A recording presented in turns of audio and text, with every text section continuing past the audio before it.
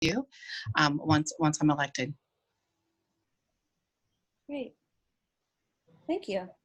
Thank you. Thank you. Okay, and Robert, do you want me to? You got No, that. I got the question, and the question was your top priority or first agenda item.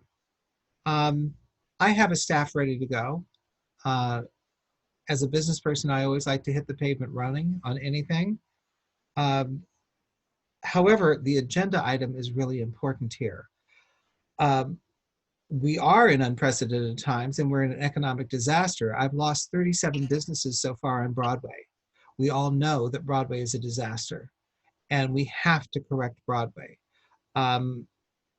Remember, we can't put agenda items on the council in 1 minute.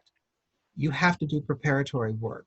So I have promised that we're going to have a community meeting.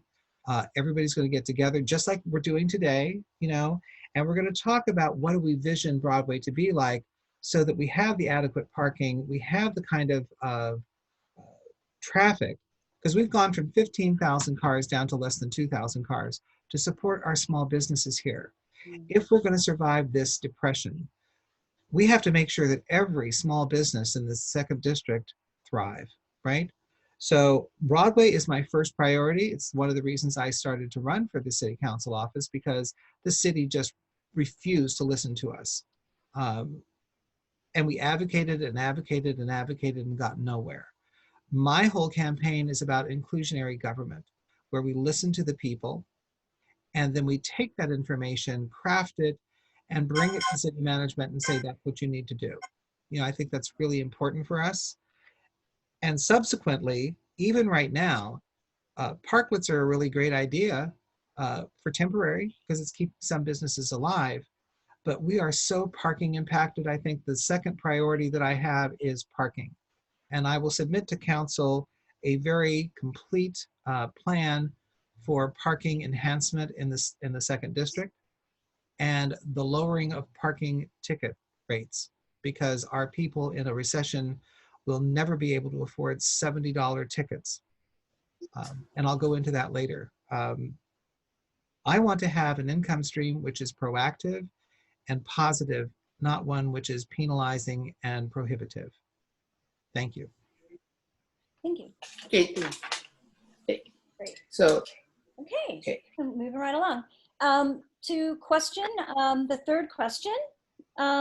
This comes from Melissa Ward in Alamitos Beach. This one is, wait a minute, let me see. did you want me to? We'll see. Yeah, do you have number 3? I do.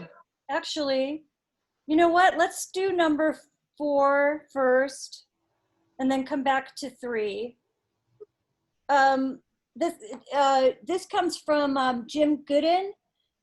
Specifically, the question reads, specifically, how have you contributed to the neighborhoods you live in?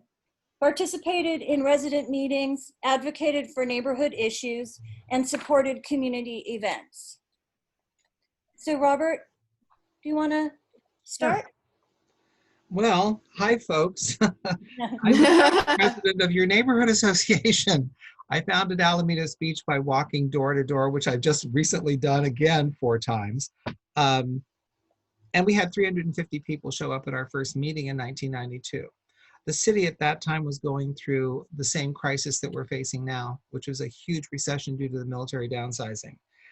I ended up co-founding every neighborhood association in the second district except Orca, which was founded, I think, in the 2000s, the high-rise apartments along the ocean.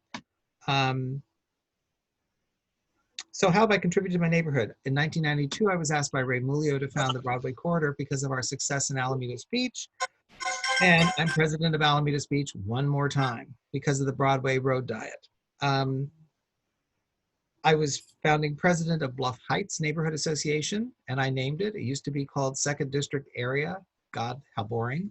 And I thought, Belmont Heights, Bluff Park, what a cool name, Bluff Heights. So we've really worked together to improve the neighborhood, painted our homes, done our gardens. And it used to be that you never bought property or rented property west of Redondo. So I was really thrilled without accomplishment that we've done. I was president for 3 years. Resident meetings, I continually go to resident meetings. I'm a constant member at Orca. I'm a constant member at North Alamitos Beach. I'm a constant member of Bluff Heights. So, I mean, Craftsman Village all the time. So every neighborhood association in the district I go to and have for 30 years. Have I advocated for neighborhood issues? Of course. That's why my name is well known. I have an ability to at least speak articulately. And in council, that's really important when we're talking about issues that affect our neighborhoods, like parking. So I was president of Alamitos Beach when we formed a parking committee to put the diagonal parking in Alamitos Beach, which gave us 40% more parking. Those kind of pragmatic things are really important. Supporting events. I am a major donor to Out Loud, which is a gay, lesbian film and activities and artistic festival in the city of Long Beach. I support the Broadway corridor. I support the 4th Street corridor. I supported the 7th Street corridor. I see Genevieve Douglas is on the call here. She's past president. So yeah, I mean, you can check me out. For 36 years, I've been doing the support of the neighborhood associations. Thank you.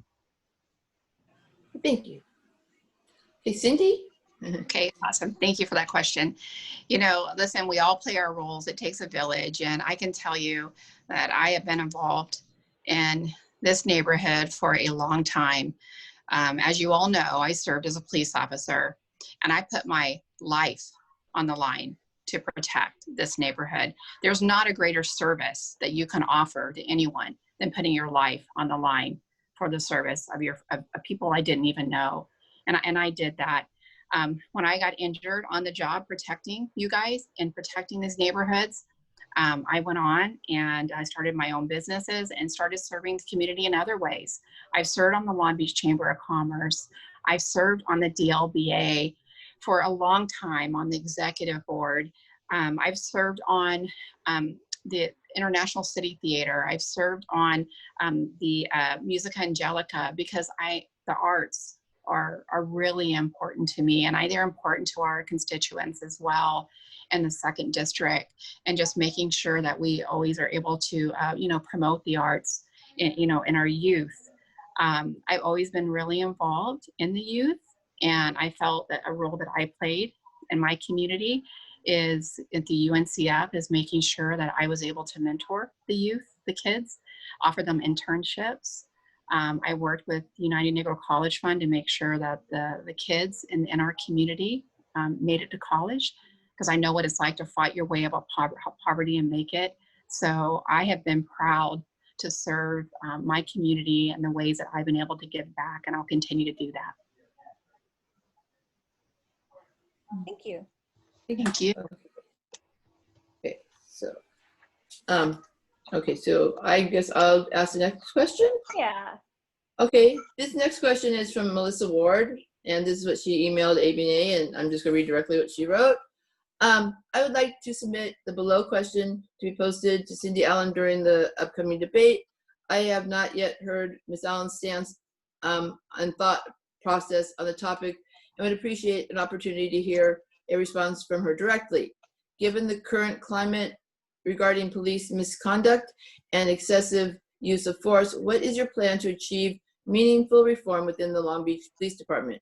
And given your past position serving as a police officer, your husband's current position, and the endorsement and support contributions of the POA, what reasons can you offer to show that you are willing to be objective in the topic that are not beholden to the specific interest? Okay, so that's a lot of stuff there, but let me just try to answer it as quick as I can. Yeah, So I'm just reading the question. Yeah, I'm just reading. No Sure. worries. No worries. I'll try my best. I appreciate the question. Thank you so much.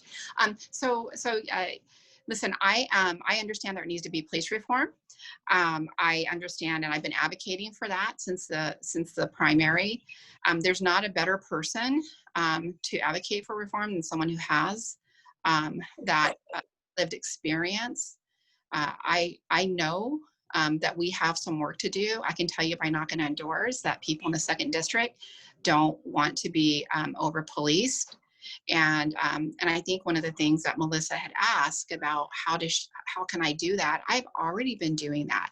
When I left the police department 26 years ago, that was a long time ago, 26 years ago, I've done a lot of stuff since, including being the publisher of the Long Beach Post, where I was not afraid to confront the police department, where I wasn't afraid to write about the police department. I talked about these tough issues. There's not a worry about that because I've already proved it. I've already proved that I am going to talk and push and push for reform where I see it. At the same time, you have someone that understands the processes, that understands the internal workings of the police department, of the city, and the criminal justice system. I want to say that there is systemic racism in all of those institutions, and we've got a lot of work to do from day one, from recruiting to all the way to to training. And there's not a better person that's able to address these issues and hasn't already proven that I've addressed these issues than myself. So I appreciate that question. Melissa, thank you so much. You're welcome. Thank you. Robert, Yeah, what do you? I thought, I know it was addressed to Cindy, so I'm just going to do my own take on this. Yeah, that's. I mean, we're just trying to be. Yeah. I'm sorry. Again, so here's the thing. I understand that Miss Allen has been in the police department, and there's some problematic issues with that, and I don't need to go over them here. But they're troubling to me, and I think to a lot of people. I've been involved in the police department also. I was president of the East Side Police Advisory Committee and the South Division Advisory Committee representing Alamitos Beach. I also know the workings of the police department because I've had to know that over 36 years as a community leader. And there was a point in time that we had a really, really good police department. I know Cindy also knows Anthony Batts. He was one of my dear friends. Yes, he has endorsed me. And I think he's a really great guy. And at the time, he instituted something called community policing, which was overthrown in 2008. Bad mistake. We need community policing, and we need it right now. But we have more important things to do. For instance, it's not over-policing. We're asking the police to do things that they have no skill set to do, period. And they're not qualified to do it. You don't confront mentally challenged homeless people with the police department. We used to have a triad team of mental health workers, social service workers, and the police. And those 3 people would go out and interface directly. It was very effective, very efficient, and we got results. And we went from 30,000 homeless people down to 3,000. It was amazing. I'm suggesting that we reallocate 30% of the police department's budget to hire social service workers, to hire mental health providers, and also if we have anything left over for transitional housing, which is desperately needed here. I think we need a nationwide search for a new leadership in the police department. Everything works from the top down. If you're not moral and centered in the top, the rest of it falls apart. And I think we're experiencing that in the city today. I expect our police department shall have a college degree. I don't believe the city should pay for it. They should be online courses. And you've got 4 years to get your college degree so that you qualify. There's people making life and death decisions about you should have enough education. We only require 700 hours of training. A cosmetologist that cuts your hair gets 1,500 hours. That's a base minimum that we have to have in the police department here. I think we need a whole new tracking system. If any police officer gets 3 dings on their record for complaints for excessive force or brutality, they should be canned. I'm sorry, it should be like in any other business. We have to make people accountable. And it's bizarre to me that we had somebody in the force until 2018 with 18 dings on his record of abusing women. And we didn't fire him. So I want to change that. And I think that's a systematic change. Okay, fine. Thank you. Okay, so hello? Yes. Hello. So I don't think that this is for you to, Mr. Fox, to attack my record and say it's disturbing when I was a decorated police officer and what you're putting out there is untrue. I will not sit here in any public forum and let you attack me or disgrace my service to the community when you, in fact, are the one who should be looked at, because you, in fact, have it on record where you've been abusing women. So don't sit here and attack me as a police officer when there is nothing in my record, or there's nothing that you're putting out there that says anything of the such that I did not have a stellar reputation. The city was not sued. It was not an unarmed man. And so you may not sit here and do that, because I won't put up with it. I'm not going to be one of the women that are going to be abused by you. Miss Allen, this is a rebuttal session, and I appreciate the fact that you've done your rebuttal. However, it is a matter of record that you shot an unarmed man. There was no gun in his hand. And we went over this before. The record is pretty clear. There was a lawsuit against the city. He was not abusing a Hispanic lady in a motel. He was getting ripped off by somebody. Probably he was picking her up for prostitution. We don't know. But what was fact was, you were 60 feet away, according to the report, and he was on his belly on the asphalt. And he was trying to reach in his back pocket to show you that he was an honorary member of the Police Officers Association when he got shot 6 times.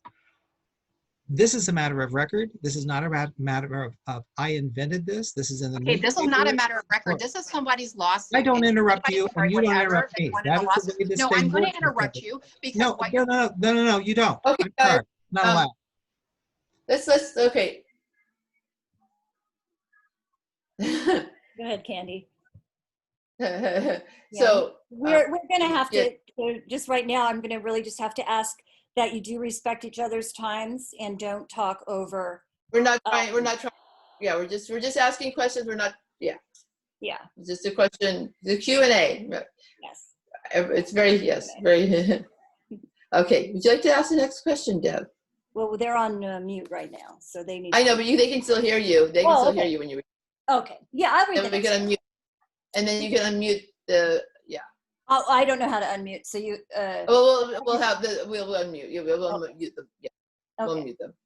So the next question comes from Norberto Lopez. And Norberto, if you're out there, hello, thank you very much for sending this particular question in. He says, he's asking, I'm interested in asking the following question, which I haven't heard in any other debate yet. Does anyone know Cindy Allen's or Robert Fox's stance on immigration? Who do you want to ask that? Who goes first this time? I forget. I think they're on mute. We can. I don't know who goes first this time though. Who goes first? Oh, this would be Robert first. Okay. Yeah. Okay. I'm glad So, for Robert? the role here. So let's go on to the next question. What do I think about immigration? I think our immigration system is completely broken. We have 11 million people living in this country which are undocumented. We don't have the facility, we don't have the systems, we don't have the manpower to do anything about expelling people from this country. And I have to believe in the words of the Statue of Liberty, that this is the place of refuge, and we welcome all to our shores. P.S. It's fundamentally ridiculous to keep out our southern neighbors, because we're going to starve if we do that. I mean, is anybody in this room willing to lay on their stomach on a flatbed truck and pick radishes and strawberries and beans and tomatoes? This is our entire vegetable stock in the entire nation that we're living in here. And it's dependent upon immigrant labor. There's nobody here that wants to do this work. It's terribly difficult. So we need a pathway to citizenship. We also need a pathway if they want to stay, nationals of El Salvador or Mexico, that they can come in here and work and make money and go back to their homes. Common sense tells me that we need to do that. We have certain programs in the city of Long Beach actually to assist undocumented aliens. The difficulty with it, honestly, for me is this. We have seen in San Francisco where they signed people up that were undocumented, and then the ICE came in and busted them because they were on the record. So I am deathly afraid of the idea of the city having anything to do with this. It should be, if we're going to have money to help undocumented people, let's put it through the sanctuary of the churches, because at least you can't take their records. That's separation of church and state. I think that's a much better method. I'm very afraid. We've had people in cages, for God's sake, on the border. Children separated from their families. And when they separate them, they go to other sides of the country. They'll never get themselves back. And we have no record keeping of these people. So families are destroyed forever. If that's something you want to live with, then you're not an American. I'm sorry. That's not what this nation stands for. This nation is about the land of the free. And I think all people are welcome to the shores of this nation because that's how we got here. And I think it's really important us for remembering where our roots come from. Thank you. Thank you, Robert. And Cindy? She has to be unmuted. Yeah. Do I do that? No, is she on mute? Hello, Cindy? No, she's on mute. Yeah. Do I do that? No. Administrator will. Okay. Okay. Wait. I can't see Cindy. It'll give you a request to unmute, Cindy.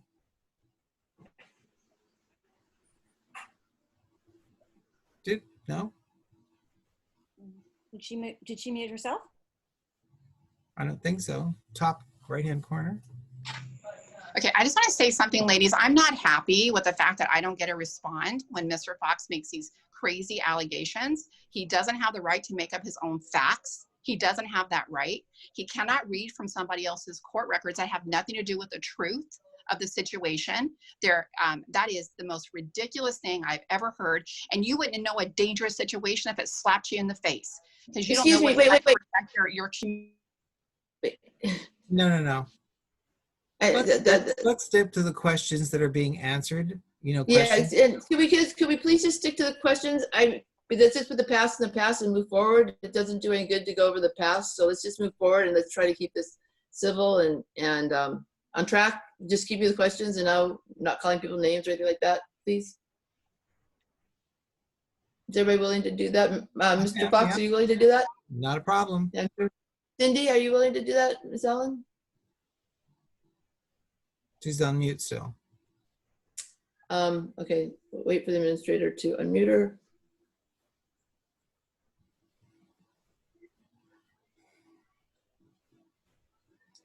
I can't see if she's unmuted or not, so I don't know. No, she's still muted.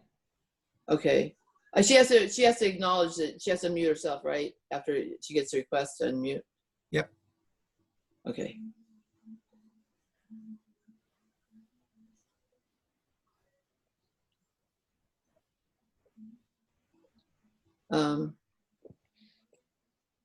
So much for that. It says it looks like Cindy left.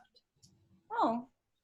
That's what there you go. message. Is that what you see on your screen? I can't see here, so I don't know. Is that what everyone else has? Yeah, She's on?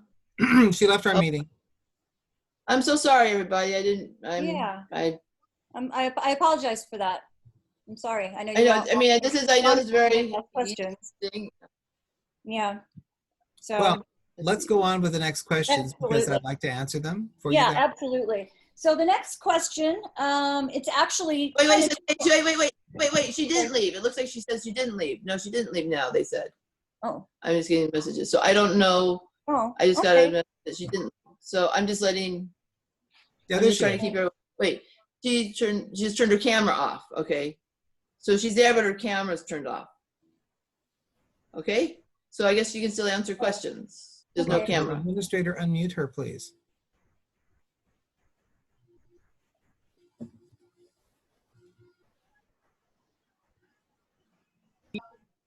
Okay, can you hear me? Yes, hi, Cindy. Yeah. Thank you for coming back. Great. Hello. Hi. Hello.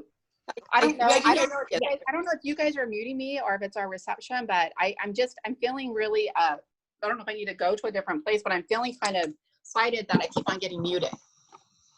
I don't know if I need to go to the front of the building. We want to.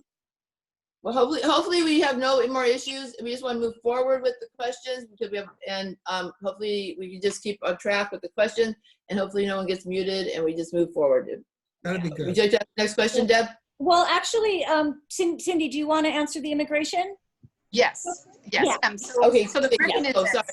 Yeah. The question is this: my immediate family is on the deportation list for a marijuana offense, which is ridiculous. I mean, everybody knows that. I've talked about this. It's crazy the way that our families have to live. And when you're on the list to be deported, and once you get on that list, you can't get out. There's nobody that knows this more intimately, the pain that this causes for families than me, because I live it every day with my family, wondering if they're going to get deported. So if you, I don't even know, I can talk to people about this all day long, and no one, unless you know that the trauma it causes to children, because children can't get services. They're afraid to say what they're doing. They're not going and getting their shots. They're not talking to their teachers. They're not taking help where they need school lunches because they're so afraid of saying anything because of their parents getting deported. This is awful. It's an awful experience for anyone to go through. And I know it firsthand, and I am just, there's not a person that's going to work harder to make sure that, that ICE doesn't prey upon any of our members of our community, especially people that are on a list for something as stupid as marijuana. True. Okay.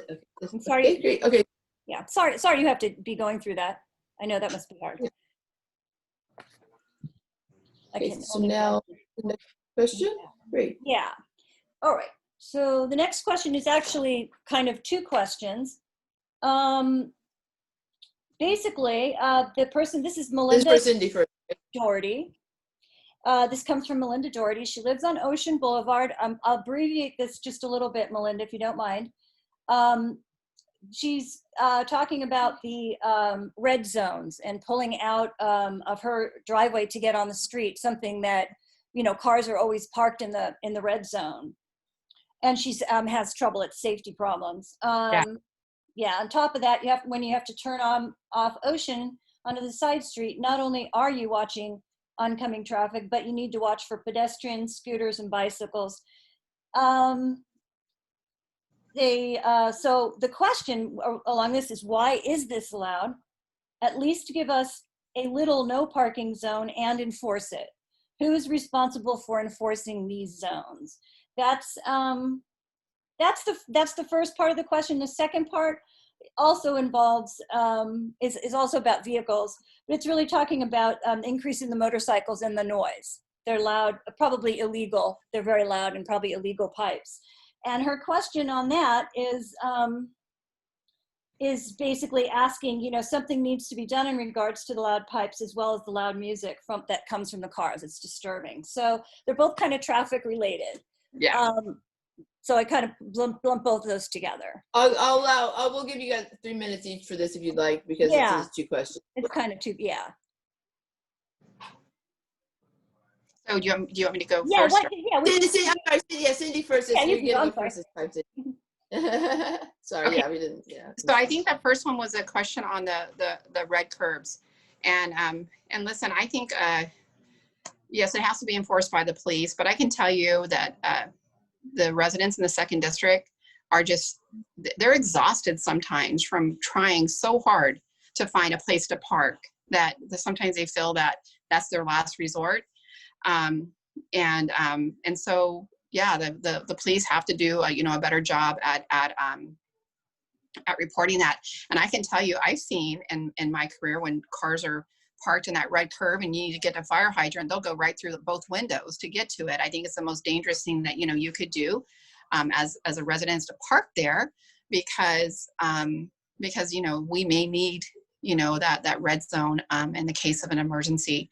But I also understand, and I'm compassionate to people that just feel like they have no other choice because they've been driving around for an hour trying to find a parking spot. So what I'd like to do is definitely work closer with the police department, and also just do red curb audits. If there are red curbs that aren't necessary or they're overdone, I know Susie Price and her district was able to do that. And so I think that we also need to do a really good audit of this district, and make sure that all of those places are necessary. And then as far as the loud noise, I obviously know I live on Ocean, and I think that we get a lot of that noise on Ocean, just because everything kind of rises down here. But we just all around, we have to do a better job at enforcement, and we have to make sure that we have good partners in the police, but at the same time not be overly enforced either. So there is a good balance there.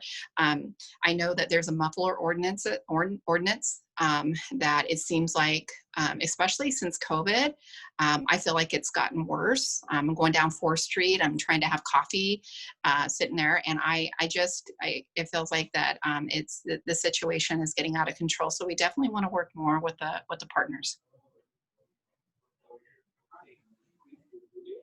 Thank you. Okay, go ahead. Thank you.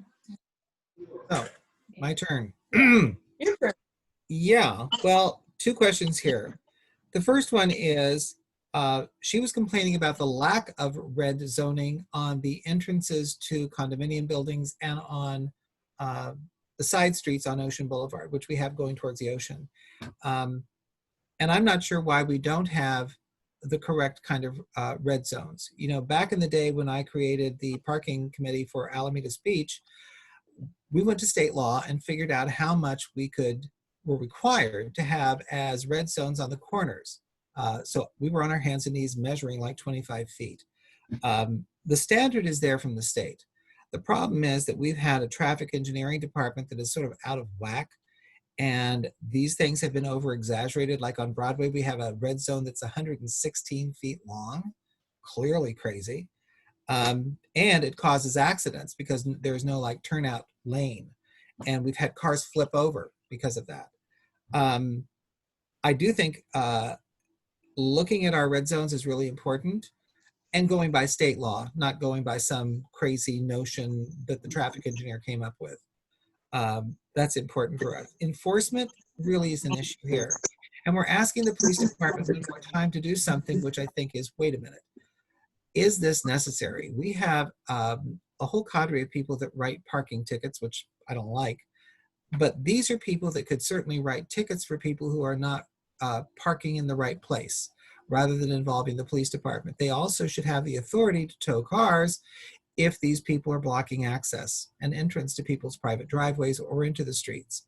So enforcement is a big thing, and you need to really specify it in the management. So we have to call the city manager and say, okay, this is what we want to do.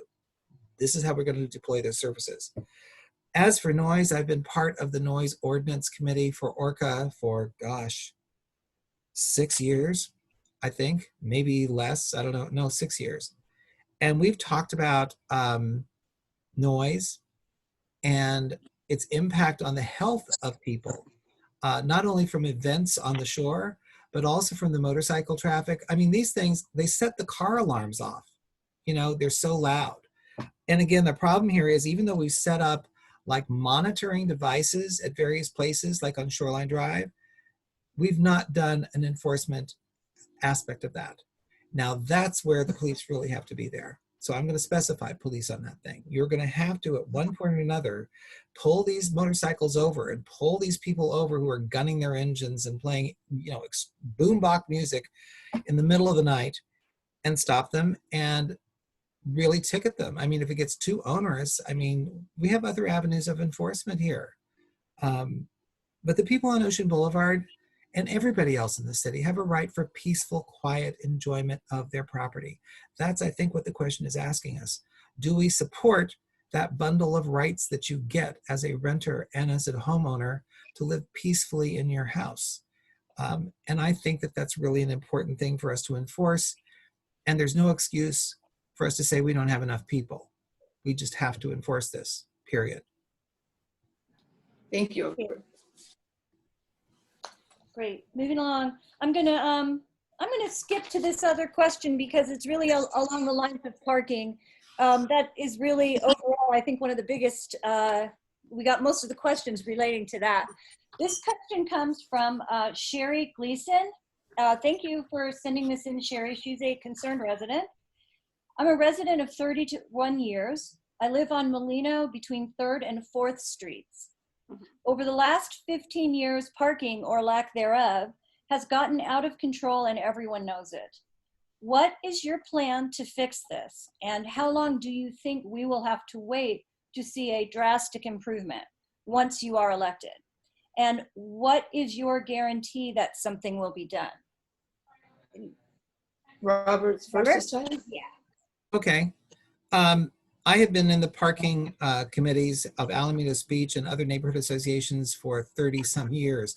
We've always had a problem, but she's right. In the last 15 years, it has become extraordinarily difficult. As the economy got worse, you know, everybody in the 1% makes billions and everybody else below is not. So people have been moving back in with their families and there's an extra car. There is no parking. So that's the situation. My proposal is very simple. I want to do preferential parking for Alamitos Beach, North Alamitos Beach, Bluff Heights, Rose Park, Craftsman Village.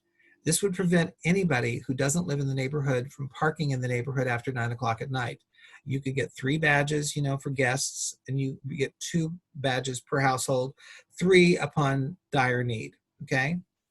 This would automatically give us 10% more parking. I think that's really important. We'll notice also in the streets in the 2nd District, they're not marked. So you go there and all of a sudden 2 cars are taking up the space of 3 cars. It drives you nuts. So we need to mark those spaces. Now the traffic engineer said, well, we have to meter it if we do that. That's ludicrous because we see that in Rose Park that we actually have marked the parking spaces and it works very well for them. That gives us another 7% more parking, really important. Third thing, the diagonal parking issue is really good for some streets. They have to be wide enough. Now, there are some streets in Rose Park and in Craftsman which that'll work. There are others that won't work. They're not wide enough. We know the formula for that. So I would promise that we would do those diagonal parking roads because you have to go one way on the diagonal parking road and then the next street come back the other way. We can do this work. I'd like to hire a parking manager for the city to coordinate all of the various options for parking solutions. It's a huge issue. People are not going to give up their cars tomorrow. Whatever the program was that they thought we were going to do that, not happening. We're in the middle of a recession and we don't have the money to make mass transit and we don't have mass transit. So we've got to make it viable for our people to get to and from work, to the grocery store, to their office appointments with the doctor. And the only way that we have right now is the car. Our bus system is not going to work. Thank you. Thank you, Robert. Thank you. I saw it's sorry. Okay. Thank you. Cindy, your turn. Okay, good. Yeah, so yeah, obviously we all know that parking affects our quality of life. And I started working on parking initiatives many, many years ago with a lot of leaders in this city. And I tried to, you know, propose these ideas of, you know, underground parking using robotics. They do it all over the world. You still have your green space. You have, and you guys can look this up. There was a company that we first proposed probably 10 years ago, Cimatech, and they had done this all, you know, like I said, all over the world. And you don't even know it's there, but it's such a innovative way to deal with parking impacted communities, and the city of Long Beach didn't want anything to do with it. I don't know why. I was working with the corporation itself, but there's so much that we could do technology wise. I've built software for parking, like the Parking G app that shows you exactly where parking spots are available so that people can real time see where they can park instead of, like I said earlier, driving in circles. We have to make sure that any new construction has, you know, sufficient parking. And then, you know, also, you know, I've talked a lot about these public-private partnerships, you know, like MOLA and the Edison building, all of these things. When we have 70% of our residents that are leaving the city to work, and those that are coming in, we know when we're most parking impacted, which is at night. And so if we could forge these public-private partnerships, I think that would alleviate a lot of the burden that these these folks have, trying to find, parking spots. And I don't know why this hasn't, hasn't been done more of this, but I look forward to working with, with the private industry on finding solutions for this, because it's just not going to be city. We're going to have to depend on those partners to help us in churches and anything that that we could do to permit that parking, and then use technology to help with those solutions. Okay, thank you. A question, So- Candace. This is a really Yes. important question. I think we should allow Cindy another minute and myself another minute, because this is really important stuff. This is the Oh. major issue. Yeah, I would like to Okay, say sure, that sure. there is one final question. So that, and it does relate, and I mean, that relates to parking. Would you Okay, like good. me to Never read mind. that? And then you both can have another 2 minutes to Sure. follow up with that, or 3, or whatever time you think. So, This is okay, obviously a big issue, so I think you guys need Okay, to have sure. time. okay, so I'll just give you guys each 4 minutes. Does that sound, Cindy, is that okay with you? 3 is enough. 3 is Three? enough. 3, okay. 3. Perfect. So, Cindy, what does Cindy want? Okay. Cindy? I don't think I have a choice in this matter. So whatever you guys think. No, you do. That's why I'm asking. That's why I'm making sure I'm asking for your opinion too. Yeah. What's your next question? I mean, do you have another question, or are we? Oh, yeah, we do. I have another question, but this was kind of parking related, so I thought we would give you a little bit more time, because there's a lot of parking related questions Would you like, is that okay? in here. Everyone's agreeable. Both of you, it's important for both of you to agree on this. Yeah. Yeah. No, I think we move on to the next question. Okay. What number are we on right now? Okay, so this last question, or this is not the last question. This was sent in by Debbie Tobias. Okay. This is a tax question. Okay. Okay. So parking is badly needed in this area for businesses, employees, and residents. Parking management is also needed. One of the most recent examples of the city ignoring these needs is the remodeling of Broadway, which was completed after the city knew how many parking spaces would be lost. They refused to disclose that number to the public many times. Instead, city press releases claimed that the parking spaces that would be lost during the Broadway remodel would be replaced by adding parking spaces on 1st and 2nd Streets, but they never disclosed that far more parking would be lost than added. Okay. They also didn't mention that the parking study was intended to improve parking, not make up for them taking away parking. The city broke its settlement agreement when they refused to allow the parking study to include the Broadway remodel in its evaluation of the area. Question: will you commit to disclosing the number of parking spots that were lost to the Broadway remodel without deducting the spaces that the parking study added, and push for the city to replace those lost spaces by building new parking garages or carousels in this area? And Cindy, you can. Yes, the answer is yes. I would be committed to being transparent. I think that's always important. And as far as parking garages, I don't know.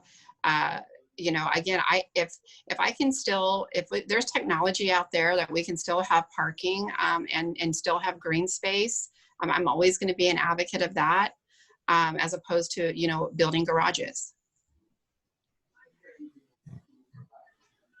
Cool. Are you Okay. finished? Yeah? Yes. Okay. This is a big issue. Number one, it goes to the point of the duplicity of the city hall. It's the city staff. It's not city council that we're fighting here. It's city staff. And they've been less than transparent, which is why I'm a reform candidate. We cannot make anybody accountable or responsible until we know what the issue is on the table. The Broadway road diet was one of those examples where the lack of transparency and this subterfuge of removing parking was such an onerous issue.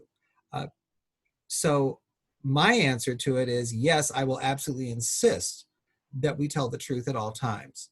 And I will insist that we make these figures and numbers available to the public. It's not going to change anything because it's already done. So I need to work into the future about what are we going to do now. I have proposed that we don't have enough parking, period, in Alamitos Beach and some other very parking impacted areas. I brought back to the city from Ann Arbor, Michigan, a proposal for a neighborhood-friendly parking structure. That'll be brick-backed, ivy-covered, vented towards Broadway, secured, so you put a little card in, you get in, and we'll give those parking spaces to the commercial businesses during the daytime and to the residents at night. Who wouldn't spend $75 to have a secured parking space in Alamitos Beach? It would alleviate the parking blocks back because of its impact. We have 5 business zones on Broadway, 150 parking spaces per structure. That's 700 parking spaces. That's a huge game changer, even if we did one. So where do we get the land?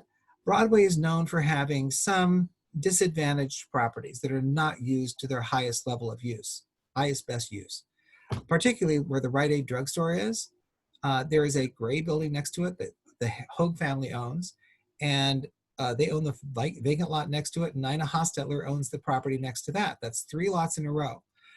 Price of property is going to go down because of this recession, I think, unfortunately. But let the city purchase those properties. Let's get a community block grant fund to do it. Let's get a community block grant fund to build the parking structures without going underground, just on top, 3 stories only, no more. I think these things are brilliant. These are the structures that restored the downtown Main Street of Ann Arbor, Michigan. I flew there just to make sure that it was vetted properly. And I brought the blueprints back with me. I presented them to the city manager, Pat West, at one time. And I guess he just blew us away. So parking needs to be added to our situation. The carousels, great idea. It's high technology. And on a very small parcel of land, we can build parking carousels. Also, we have to limit the height of these things if we're going to create the zoning that we want in Alamitos Beach. I am opposed to the upzoning of Alamitos Beach because it will allow for the gentrification of our neighborhood. Developers, when they have 4 stories tall, which we are now zoned in Alamitos Beach, the 2 top stories are ocean views. That's $1 million property. So I want to stay with our parking solutions compatible with our desire for zoning to protect our people from displacement. I think it's a really good idea. I think we can make this very affordable. Thank you. So I'll respond to that. I mean, I'm going to be completely opposed to building, you know, an ugly parking garage when you can do this stuff underground. The beauty of being underground is you still have green space. You can have your parks, you could have your swing sets, you can play your soccer, and it still gives the community the parking without having an ugly parking garage. Another thing too, an interesting stat that you all should know, when you look at crimes, when you look at robberies, when you look at rapes, they happen in garages that are above ground. This underground is almost like, if you could think like a vending machine for parking, and it's so much safer for the community. And it's just not an eyesore, and you still have the benefit of we all want, you know, more green space. So I think there's when you talk about technology and what other people are doing and other countries are doing out there, there's a better way to address this than than building an ugly parking garage that's 3 stories high. And my rebuttal for 1 minute. Thank you. The reason I'm suggesting the 3-story tall parking structures, because the model from Ann Arbor was very attractive. The adjacent neighborhoods liked it with the ivy cover brick. Also more affordable. We're in a recession. We have very little money in the city, and I don't want to wait for 20 years to make a solution here. When you're building underground parking, like any development downtown, man, the cost of construction for underground parking is through the roof. So instead of being able to provide relief right now, that's going to take millions and millions and millions of dollars. I want to have something which is at least usable now.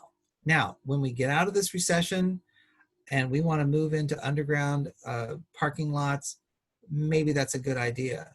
But if that's the only method that we're thinking of, there's not enough money in the city to make it work. There's not enough community block grant fund to make it work.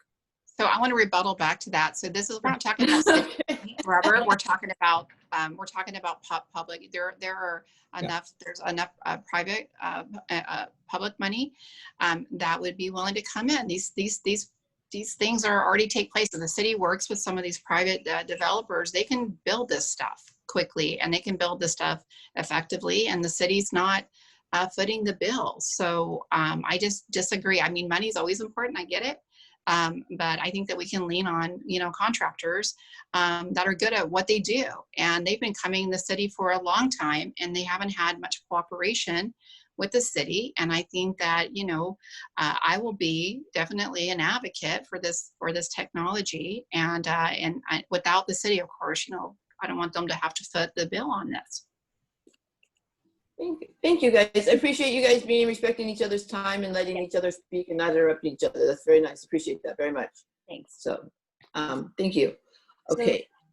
We have Now one more question, and then we do have some people that are typing in questions. So we'll just go until we have time left.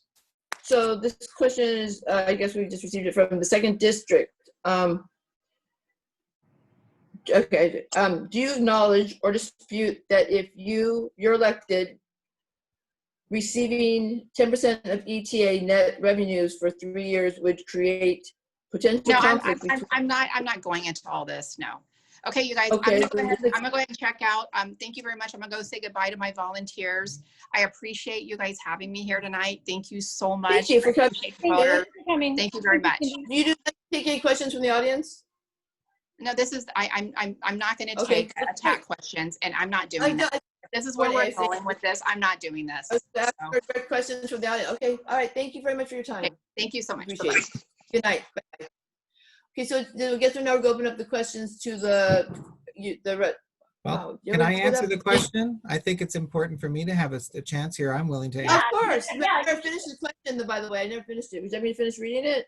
Well, yeah, please, if you would. I'd like to know what it said. Yeah, okay, so do you acknowledge, I'll just start over. Do you acknowledge the dispute that if you're elected, receiving 10% of ETA net revenue for the 3 years would create potential conflict between your business and interest in your elected office? Clearly, my answer to that is we've had the question of conflicts of interest come up before the council many times. Our latest ruling was in, I believe, 2017 regarding Stacy Mungo and having rental property as to whether she could vote on housing issues. So that was sent to the FPPC, and we got a reply back that no, in fact, that was not a conflict of interest. However, doing business with the City of Long Beach, having a contract with the City of Long Beach, that's a conflict of interest. That's why the divestiture of those assets is required. It's sort of like the President of the United States can't have something that has contracts with the United States. That's why the divestiture of those assets was important. So there isn't a qualifier that, 20% of ownership is okay and 90% isn't. It's just a straight point blank conflict of interest, and there's no percentage requirement here. I think it is problematic. We just saw a lawsuit filed actually Friday and recorded in the county on Monday regarding Miss Allen getting 10% of ETA's net revenue for the next 36 months in this contract dispute that's being filed. Clearly, that's not going to work. That'll be 36 months. That's 3 years, and the council term is 4. So even if we gave the 36 months to her, that means she couldn't really vote on anything in the city for 3 years. That's not going to work. So my income comes from the rental properties that I own, just like Stacy Mungo. So I am free of conflict of interest. I don't have any contracts with the city ever. In fact, our city is really hard to get a contract with because we have what's called a 1 to 2% preferential contract law for local businesses. You'd think that we'd have local businesses actually doing contracts with the city, and in fact, 0. So if you want to talk about diversity and you want to talk about minority hiring and people of color and Black people, Cambodian people getting a chance to make money from the city of Long Beach, that's systemic racism right there, that you don't give anybody a chance to even write the contracts. Thank you. Thank you. Okay.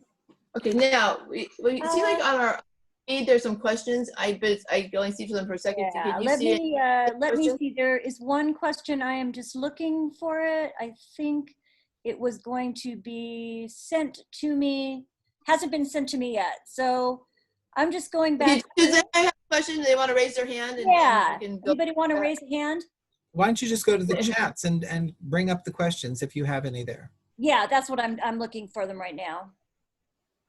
And then another question? Yeah. So what do you mean, how come they can't see? Let's see. You have it on mute. Is it on mute? Why don't we just unmute everybody so you can ask questions? How's that for an idea? That's perfect. Just everyone try to be respectful to kind of keep, because we can hear, so just try to be quiet. Yeah, I mean, when that's someone speaking, just so we can, yeah. Raise your hand. Okay. Okay, admin. Okay.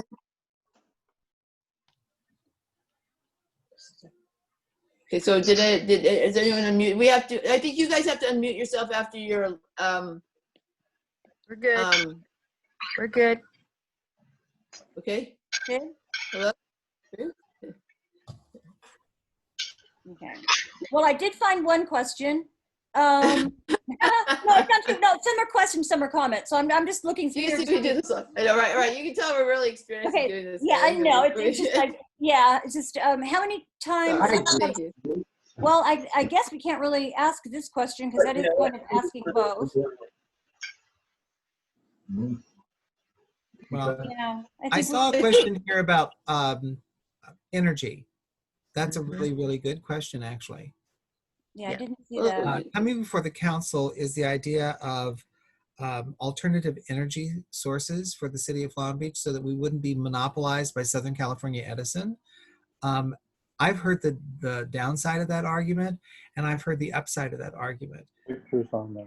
Nobody I think that's a really important issue, and I would support competition. I really would. Every time we have competitive pricing, the people win. Whenever we monopolize something, the people lose. So this relates also to our garbage commercial contract. They gave all of our haulers a 5-year notice that the contract would not be renewed on the basis that they were going to monopolize all our garbage collection. So that was difficult for me to swallow because Los Angeles did that, and their garbage rates went up 300% in 12 months. Whoa. So that has not come to council yet. I will be opposing the monopolization of trash. I can't see any benefit for it because you're going to be on the same route, picking up the same garbage can. It's like, what difference would it make, really? Except that when we have FEDCO and EDCO and Waste Management, Inc., having ability to contract out to various commercial buildings, there's the competitive price. And we just noticed in Los Angeles this year, again, it went up 12%. So, wow, 312% increase in garbage rates, that's difficult for everybody. So I'm not going to put a timer. Since Cindy left, really, it really doesn't matter. I'm not going to really give you a time limit, Robert, because I don't. There's really. I no don't want to take reason up too many people's times, about. I know. So, but I can talk for hours, but it's basically, it's kind of your show now because Yeah. really so yeah. So I don't really. So, do you find any more questions, Deb? So this one for you, Robert. What are you going to do about the recent crime wave vandalism? Well, you cut out. I didn't hear you. You broke up on me, Deb. Yeah. Yeah. Repeat the question, Deb. Oh, okay. I'm sorry.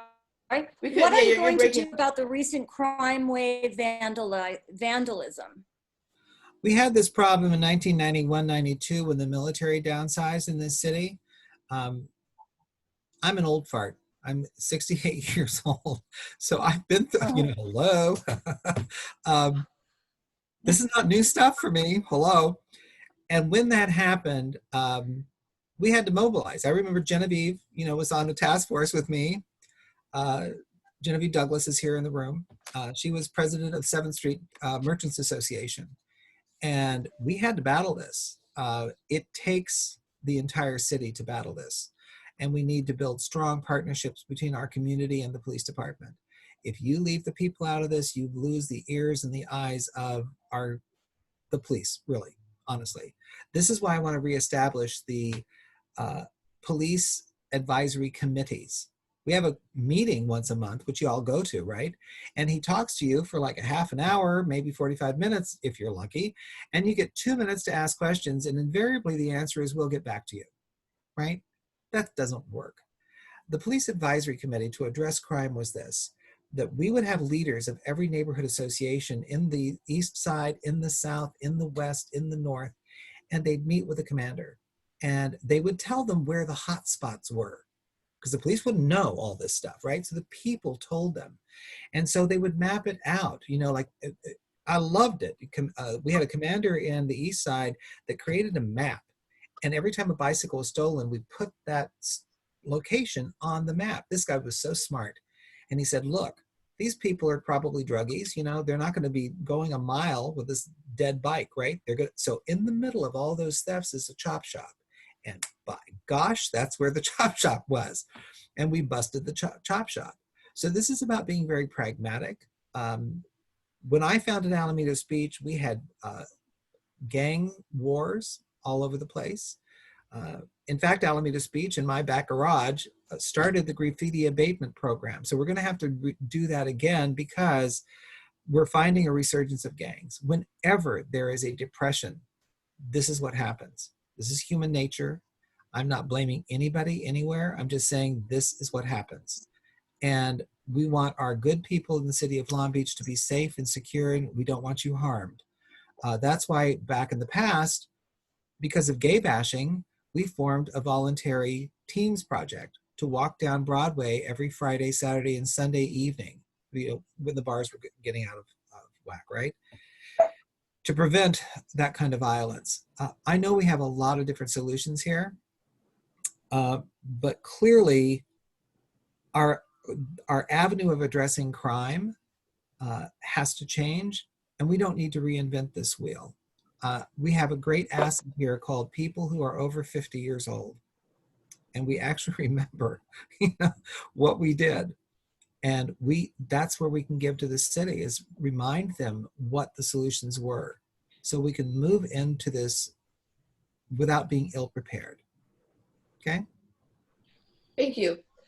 I just, real quick, I just been looking around at all the faces I haven't seen for a long time. It's really nice seeing everybody. The meeting stuff, I haven't seen you guys for a long time. It's really great to see you all.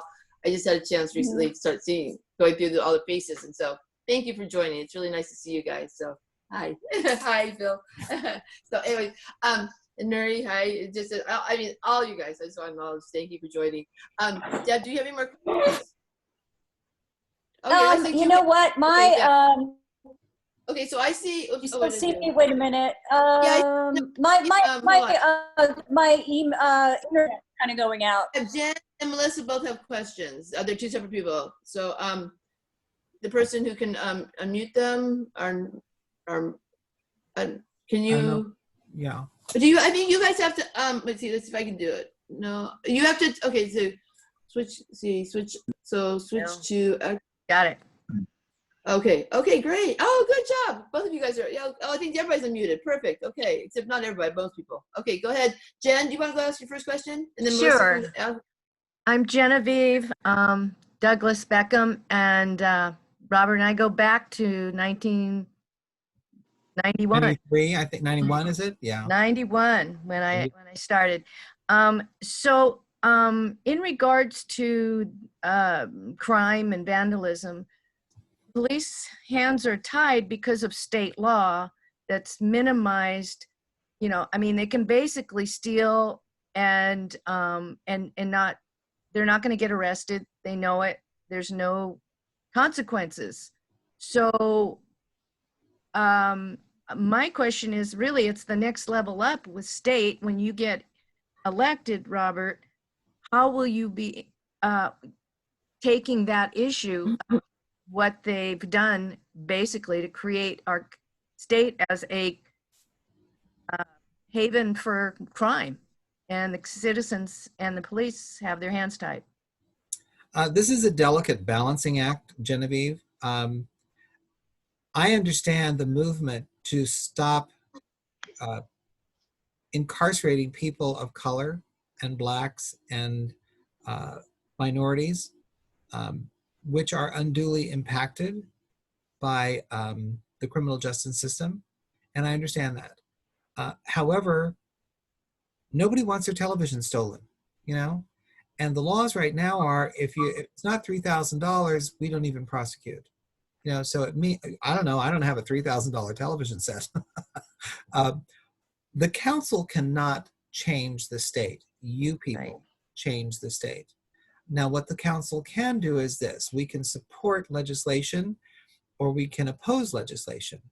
Of recent times, this council has been, I think, on the wrong side of history. And so they've been supporting things which are dysfunctional to our people. If we really want to change the criminal justice system, then let's do that. And I would support that 100%. You know, there are different ways of paying for doing the wrong thing. You know, when we were kids, we got spanked. Well, we can't spank people. But I also had to like clean up Miss Humphrey's yard because I screwed up her, you know, flower beds. You know, so I think there's different ways of addressing crime as community service, and also that helps people get to know here's the community that you've impacted. You know, let's be creative in our thinking, but this is a state legislation thing. You know, so we need to have some really comprehensive reforms on a state level, because I don't think in a recession things are going to get better No. if we don't have any kind of control whatsoever. Can I do a follow-up, Robert, on that?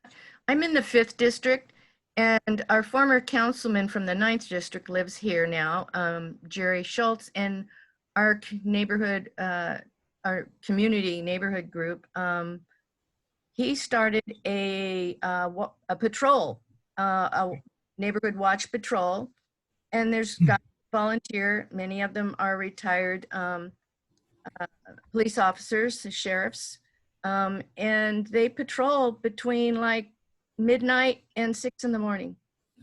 And they have prevented a whole lot of things just by having visibility with their headlights and all of that. But there's catalytic converters being stolen weekly, and just anything under the sun, and it's not people of color.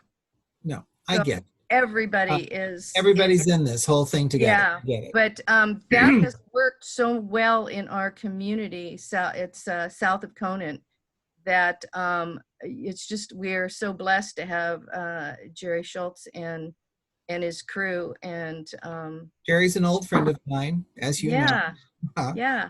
He can't sleep at night. He just kind of has to get out on patrol, and some of the other officers are like that. So it might be great to have that in second. Well, if you recall, Genevieve, this idea actually came out of New York City. It was called the Guardian Angels. Do you remember that? And they wore the red berets, right? No, I don't remember that. Oh my gosh, yeah, it was New York City that was trying to fight crime, and they did this. It's a delicate, again, everything in the world is a delicate balancing act. I can't arbitrarily say this is going to work and this is the right thing to do. I certainly don't want vigilante justice in the world. So I like the idea of the Guardian's Angels, that they were not armed, number one. It was Right. just presence. And oftentimes crime doesn't happen because the presence is there. Exactly. That was the ethic that we did of the Teams Project on Broadway to stop gay bashing. Again, we didn't have arms, but we had Right. matching jackets, right? So with the rainbow colors on the back. And we were a presence on Broadway, and it made a difference. I think it's a brilliant idea. I do think that I'd like to get the police department not sponsoring it at all. Oh, no. But I do think that we have to have a really, really good rapport with the police department, so that we make sure that we keep people in line and not step over that line. I know that Jerry Schultz knows what that line is, and so I trust his judgment. Yes. Thank you.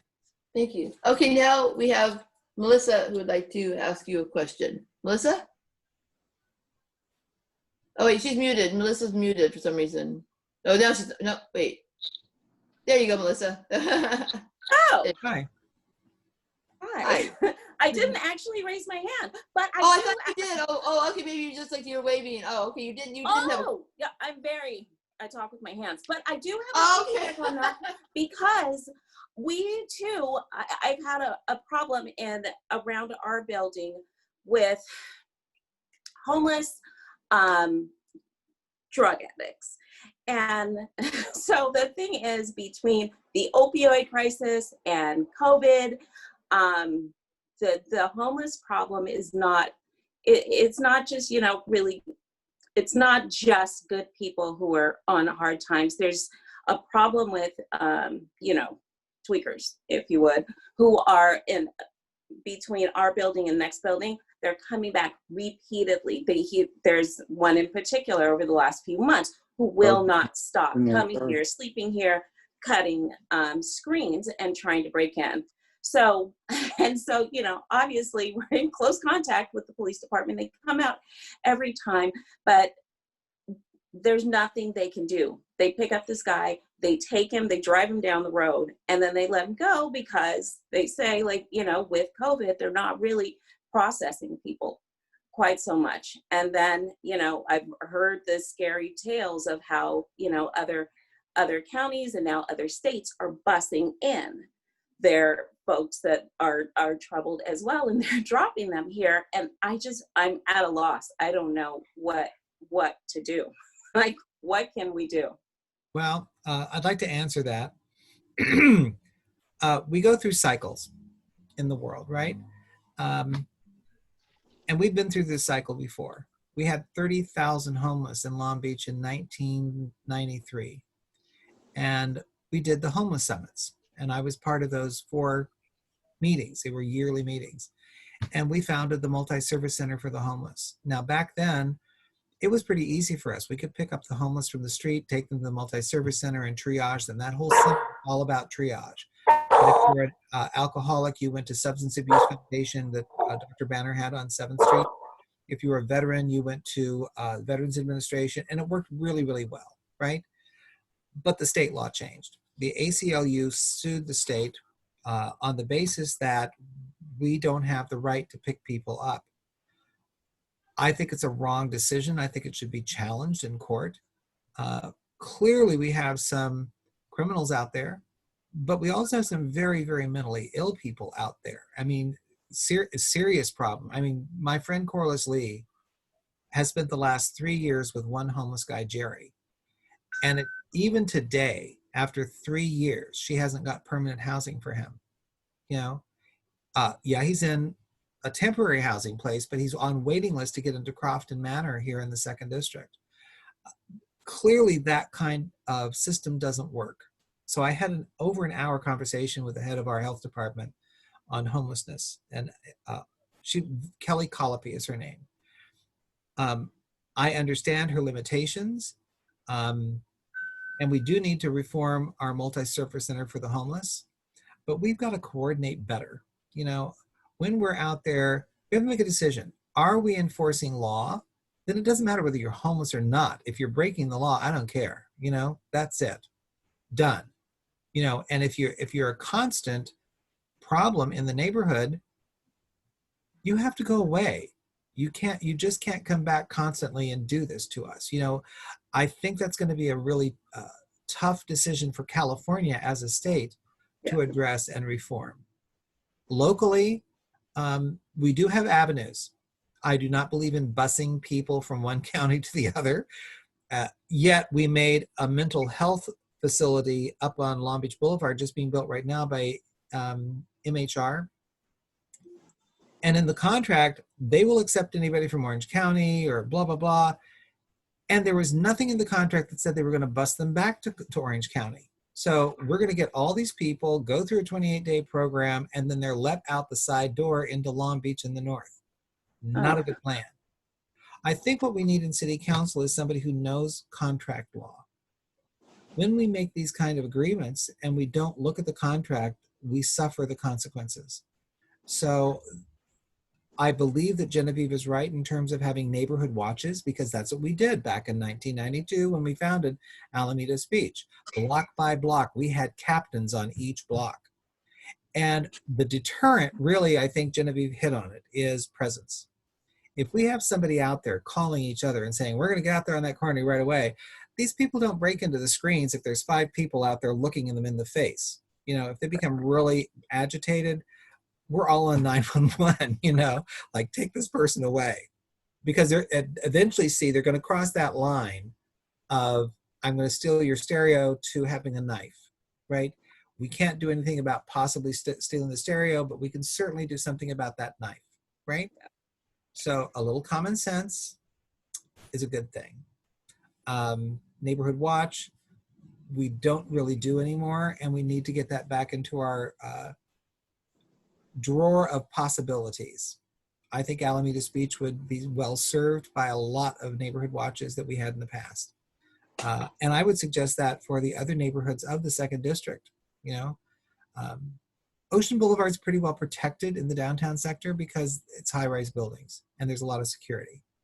But man, you get into Bluff Heights or Rose Park, you know, on the Redondo corridor, problems, you know, and we all face them. So thank you for bringing that question up. And I look forward to working with this community to come up with viable options that will not cost us a fortune, not violate anybody's civil rights, and yet solve the problems.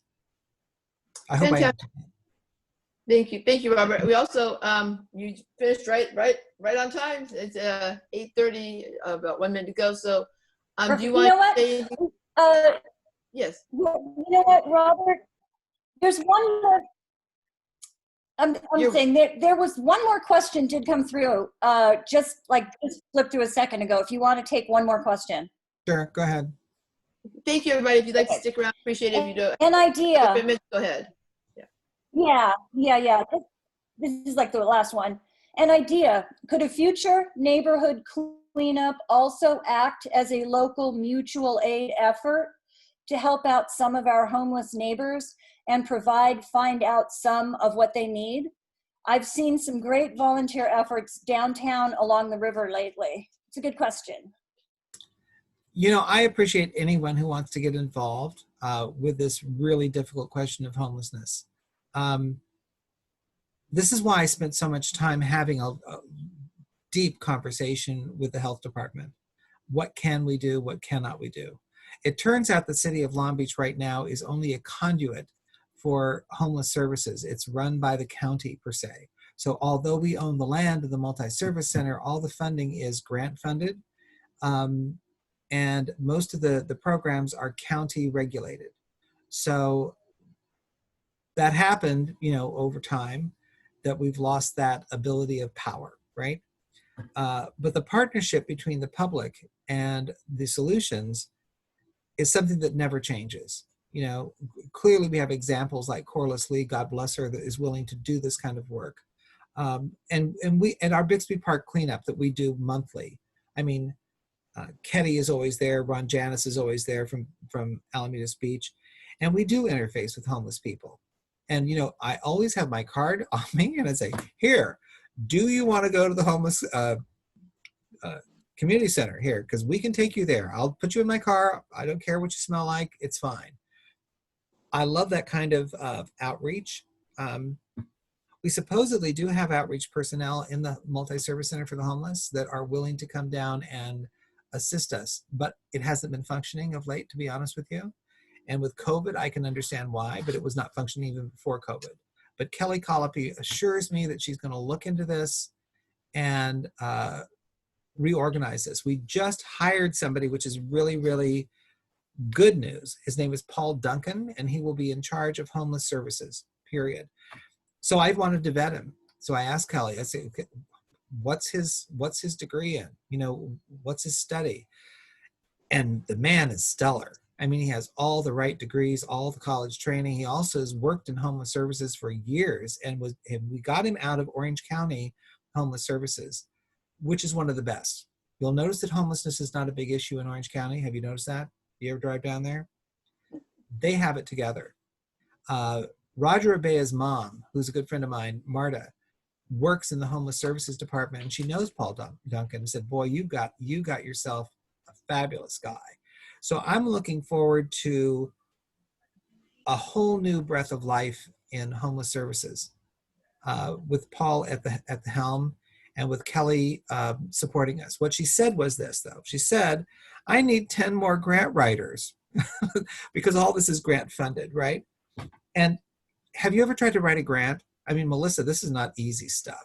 You know, it's a hard job and it's hundreds of pages and you have to do this and do that. So I know how to do it because I sat on the board of the Gay Lesbian Center. Ta-da! So I wrote a lot of grants in my life. But it's not just the grant writing, you have to manage the grant because you don't get that grant unless you can single line audit. That means that you have to make sure that every expenditure is going for the purpose of the grant. You may get the grant for infrastructure, but if you use it for services, you don't get the grant, right? So we have to be really, really full of integrity, and we have to have people who know how to do the recording. I do. When I was on the board of the center, Elizabeth Haynes and I had to go for 5 years worth of books to get them in order for our single line audit capacity. So every evening after work, I was at Elizabeth's house and we were inputting data on Quicken trying to make this thing work, you know. So I know it intimately. I'm going to suggest that the city of Long Beach, not just the health department, I think the city of Long Beach has to do grant writing academies. Just like we have police academies, what if we had a grant writing academy to teach people how to do grants? We have several, Carol Haas has a grant writing company and private, which is fabulous. And she's, you know, worked for the city before in the past, but not a great deal. I think this is a skill set as we enter into this gigantic recession, depression. And I have a horrible feeling it's going to be worse than 1929. The entire world stopped. You know, think about this, folks. We've got to help each other. We will not get through this alone.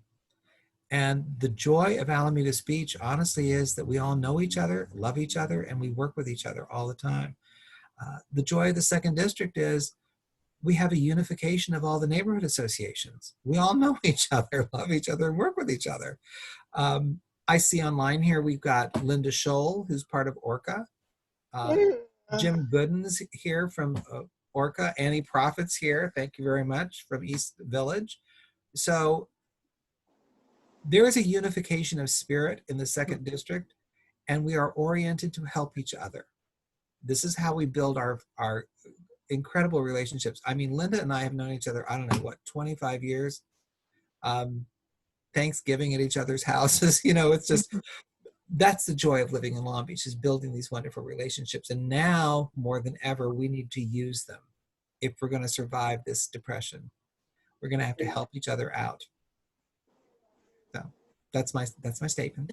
Oh, thank you, Robert. Thank you so very much. We appreciate you taking the time to be with us tonight. We thank all of you in the audience taking the time to join us. It's really appreciative.